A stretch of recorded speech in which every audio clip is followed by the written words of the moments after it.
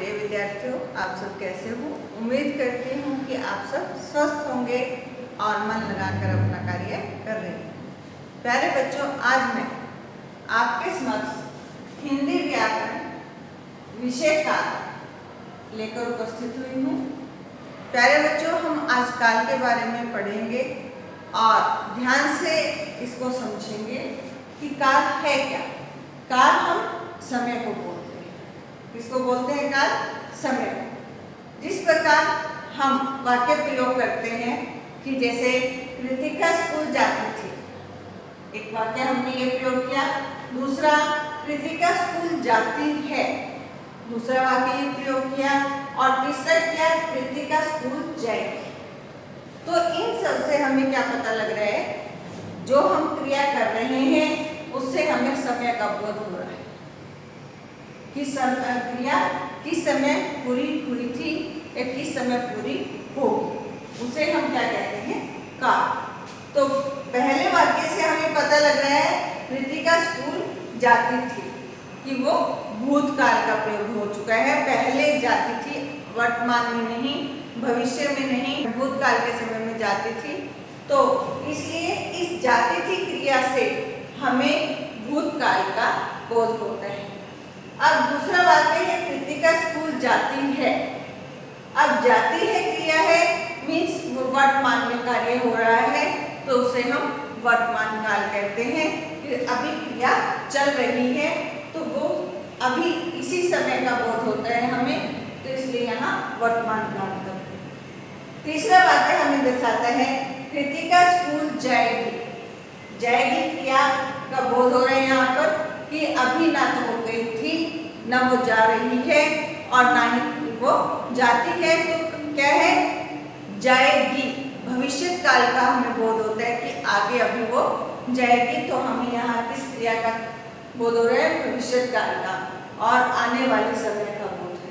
तो इन तीनों वाक्यों की क्रियाओं से हमें पता लगता है कि जो काल है वो समय का बोध करवाता है और क्रिया किस समय हो रही थी, हो रही है और हो रही होगी, तो वो उससे हमें पता लगते हैं।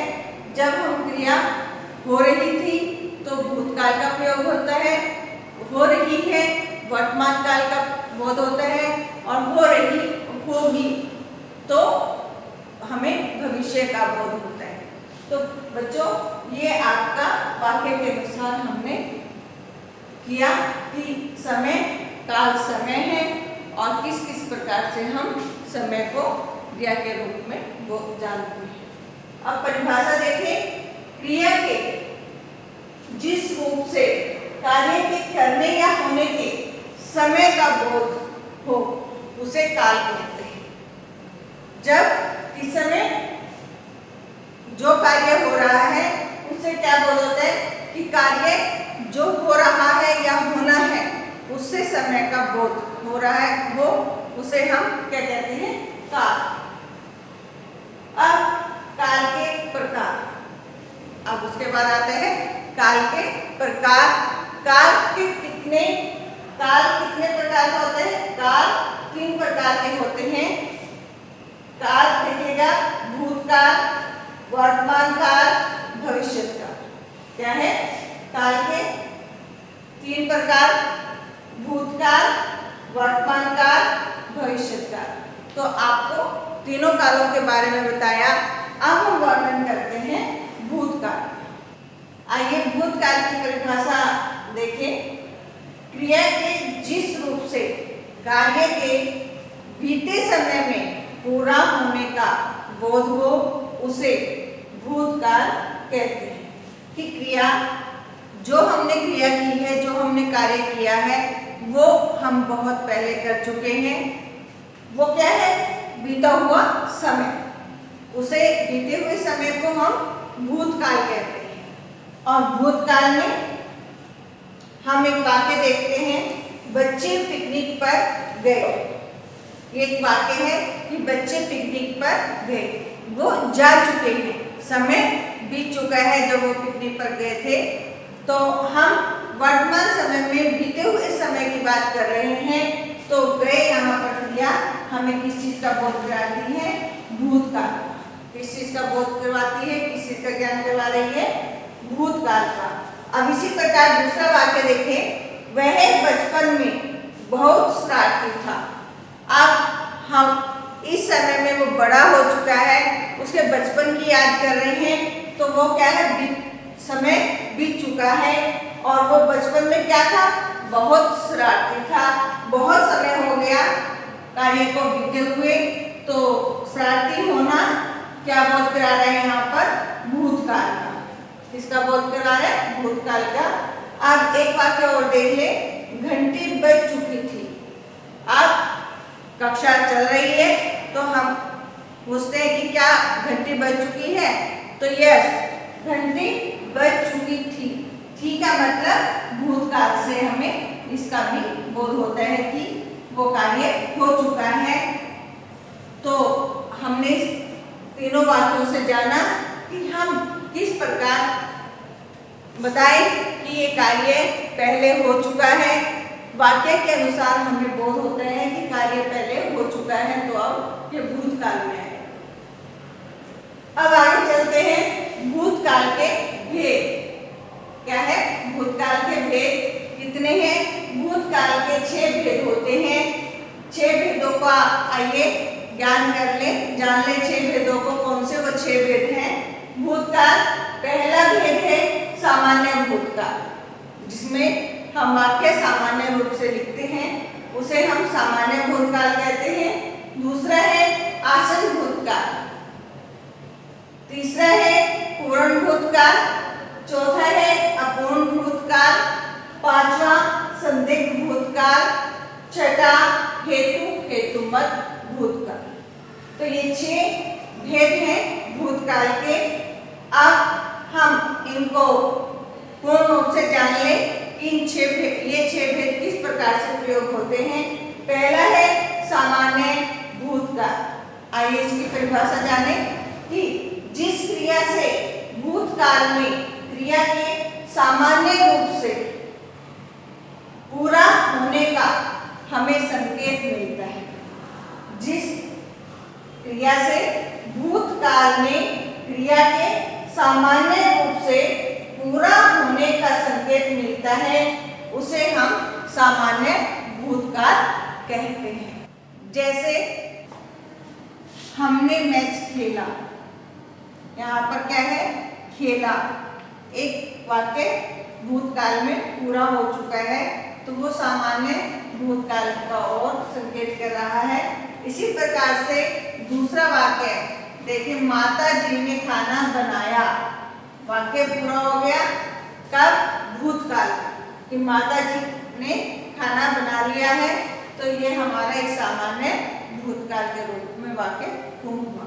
अब आगे चलते हैं दूसरे भेद की ओर, आसन भूतकाल। इसमें क्या कहा गया है देखिएगा, इसकी परिभाषा को जान लें। जिस भूतकाल की क्रिया से कार्य के अभी अभी, वो सामान्य भूतकाल में क्या था कि कार्य सामान्य रूप से पूरा हो चुका है। अब इसमें क्या है, जिस भूतकाल की क्रिया से कार्य के अभी अभी पूरा होने का पता चलता है, उसे आसन भूतकाल कहते हैं। जैसे मैंने अभी अभी स्नान किया है, कर चुका है स्नान, कब किया है, अभी अभी, अभी अभी का वर्णन हुआ है और स्नान किया है। जैसे बच्चों आप इंग्लिश में टेंस करते हो, टेंस में भी past tense, past continuous tense, इसी प्रकार से ये भी भेद हमारे यहाँ पर आते हैं। तो किया है, अभी अभी कार्य पूर्ण हुआ है, और हो चुका है, तो वो कौन सा है, आसन भूतकाल। अगला वाक्य देखें, राम ने गाड़ी बंद कर दी है। गाड़ी कब बंद की है, अभी अभी की है, उससे हमें बोध होता है कि अभी अभी गाड़ी को बंद किया गया है, तो ये क्या है, आसन भूतकाल का उदाहरण। इन सब क्रियाओं से हमें पता चलता है कि ये आसन भूतकाल है। तीसरे भेद की ओर चलते हैं, ये है पूर्ण भूतकाल। पूर्ण भूतकाल में आइए देखिए क्या परिभाषा होती है। क्रिया के जिस रूप से कार्य को समाप्त हुए काफी समय हो गया है, काफी समय बीत चुका है, उसे पूर्ण भूतकाल कहते हैं। जैसे वाक्य देखें, भारतीय संविधान 26 जनवरी 1950 को लागू हुआ। हमें ये तो पता है कि भारतीय संविधान कब लागू हुआ, 26 जनवरी 1950 को, मगर समय कितना हो चुका है, बहुत पुराना समय हो चुका है, बीत चुका है। उससे हमें क्या पता लगता है कि यह इस वाक्य से पूर्ण भूतकाल का ज्ञान होता है। ये वाक्य पूर्ण भूतकाल के बारे में बता रहा है। अब दूसरे वाक्य को भी देखें, नेताजी ने आजाद हिंद फौज का गठन किया था। आज नहीं किया, अभी थोड़ी देर पहले नहीं किया, बहुत समय पहले किया था। तो इस वाक्य से भी किया था, हुआ, तो इन वाक्य से भी हमें इस क्या पता लगता है कि ये पूर्ण भूतकाल है, जिससे बहुत समय पहले कार्य पूर्ण हुआ। अब चौथे उदाहरण की ओर बढ़ते हैं। चौथा उदाहरण है अपूर्ण भूतकाल।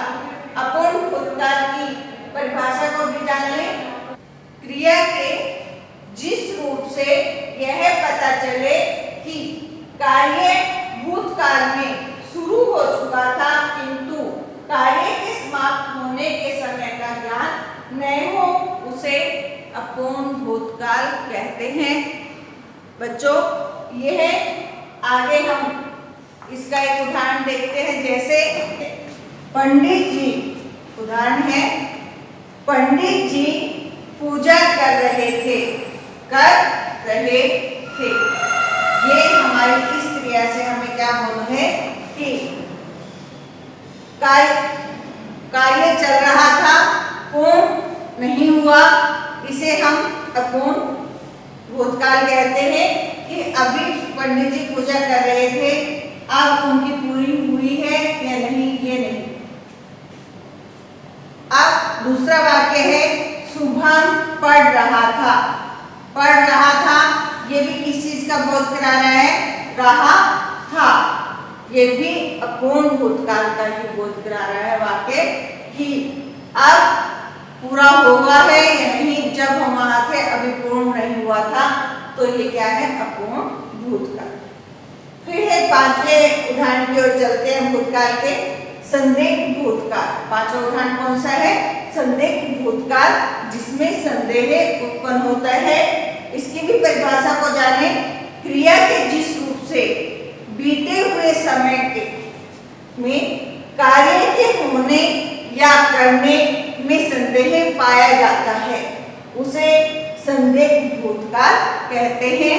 जैसे बच्चा सो चुका होगा, क्योंकि हमें संदेह है कि सोया है या नहीं। एक हम संदेह कर रहे हैं कि बच्चा अब तक सो चुका होगा। चुका होगा में आपका संदिग्ध भूतकाल का प्रयोग होता है।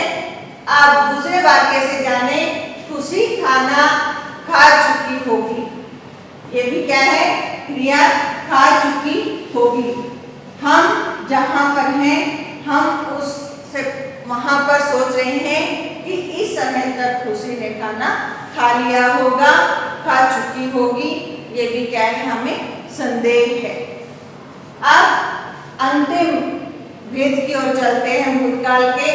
अंतिम भेद है हेतु हेतुमत भूतकाल। कौन सा है, हेतु हेतुमत भूतकाल। इसमें क्या बताया गया है, देखिएगा परिभाषा से। क्रिया के जिस रूप से यह पता चले कि कार्य भूतकाल में हो सकता था, किंतु किसी अन्य कारण से न हो सका, उसे हम हेतु हेतुमत भूतकाल कहते हैं। जैसे वाक्य देखिएगा, यदि वर्षा होती तो फसल अच्छी होती। यदि वर्षा होती तभी क्या होती, फसल अच्छी होती, वरना नहीं।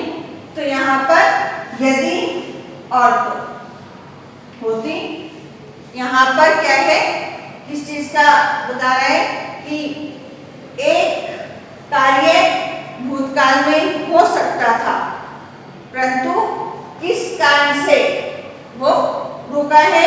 वर्षा होती तभी फसल अच्छी होती, वरना नहीं। दूसरे वाक्य को देखें, यदि वह समय का ध्यान रखता तो गाड़ी मिल जाती। समय का ध्यान रखने से हम समय पर पहुंचते और गाड़ी मिल जाती। तो यहाँ पर भी यदि और तो कारण का बोध हो रहा है, तो ये क्या है, हेतु, हेतुपद भूतकाल का के बारे में ज्ञान करवाता है। अब इन दोनों वाक्यों से हमें क्या पता चला कि पहली जो क्रिया है वो दूसरी क्रिया पर निर्भर है। वो क्रिया क्या है, दूसरी क्रिया पर आधारित है, तब हेतु हेतुमत भूतकाल में प्रयोग। तो प्यारे बच्चों, इस कक्षा में हम यहीं तक करेंगे। भूतकाल के 6 भेदों के बारे में हमने जाना और हम अगली कक्षा में आगे के वर्तमान काल और भविष्य काल के बारे में पूर्ण रूप से जानेंगे। तब तक आप इनका अभ्यास करिएगा, भूतकाल का और भूतकाल के भेदों का। धन्यवाद।